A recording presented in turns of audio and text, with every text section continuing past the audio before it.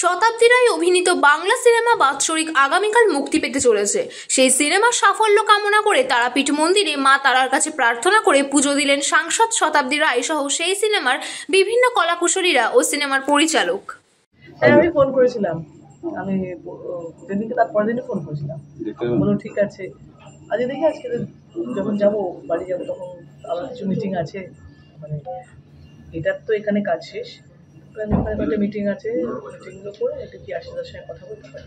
কৃষ্ণদেবের তো শরীর খারাপ, হ্যাঁ শুনছি কবি রয়েছে নাকি, যাবেন? ওখানে যাওয়া যাবে না টাইমে, আমার তো এখান থেকে ফেরা, তো আমি আশীর্বাদে দেখা করতে পারি। কিন্তু আজকে এছাড়া কি প্রোগ্রাম আছে আপনার? আর আমার বাড়িতে কিছু মিটিং আছে, কিছু পলিটিক্যাল লোকজনের সঙ্গে কথা বলা আছে। যদি আপনার লোকসভা কেন্দ্রে কোনো হল নেই 15 বছর যাবত, কি বলবেন? আমি বলি আসলে সিঙ্গেল স্ক্রিনগুলো বন্ধ হয়ে গেছে না, শুধু একটা, ধরো আমি যদি বলো যে আপনি চালাতে পারেন, আমি একটা হল খুললাম, খুলতে পারাই যায়, বা মালিকও খুলতে পারে বা সবাই সাপোর্টে খুলতে পারে। একটা হল দিয়ে তো সিনেমা চলবে না না।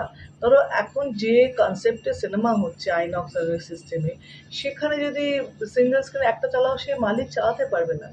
এটার যে পুরো চেইন ওয়াইজে প্রসিডিওর, যেটাকে পুরো মানে খোল নলছে বলে পাল্টাতে হয়, সেরকম পাল্টে দিলে তবে সিনেমা হবে।